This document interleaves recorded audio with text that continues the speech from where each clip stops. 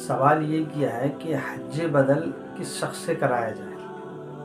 तो आप इसको अच्छी तरीके से समझ लीजिए। हज बदल कराने के लिए सबसे पहले आला दर्जे की बात यह है कि आप किसी आलिम को देखें और ऐसे आलिम को तलाश करें जिसने अपना फ़रीज़े हज अदा कर लिया हो।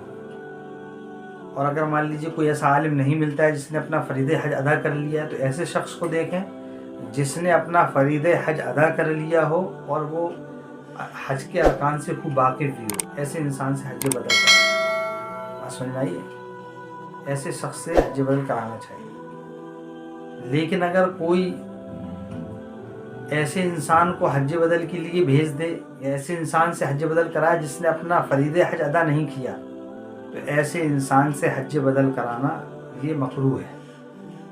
और अगर खुदा न खास्ता जिससे हज बदल करा रहे हैं अगर वो मालदार भी है, यानी कि उस पर खुद हज वाजिब हो चुका है, हालांकि उस पर हज वाजिब हो चुका है, उसको अपना फ़रीज़े हज अदा करना चाहिए था, लेकिन वो अपना फ़रीज़े हज अदा ना करके हज बदल दूसरे का करने के लिए जा रहा है।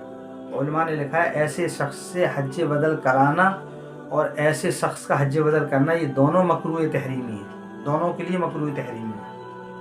और अगर खुदा न खास्ता मान लीजिए जिससे हज बदल करा रहा है उसने अपना फ़रीज़े हज अदा भी नहीं किया, लेकिन वो शख्स गरीब है, तब भी उलमा ने लिखा है ये तब भी मकरूह तंज़ीही है। ऐसे इंसान से भी हज बदल कराना मकरूह तंज़ीही है जिस ना किया हो। इसीलिए कोशिश ये हो, सबसे पहले आला दर्जे की बात यह है कि आप किसी आलिम को देखें जिसने अपना फ़रीज़े हज अदा कर लिया हो, ऐसे आलिम से हज बदल कराएं। और अगर ये आलिम नहीं मिलता है तो फिर ऐसे इंसान से कराएं जिसने अपना फ़रीज़े हज पहले से अदा कर लिया हो। बात समझ गए?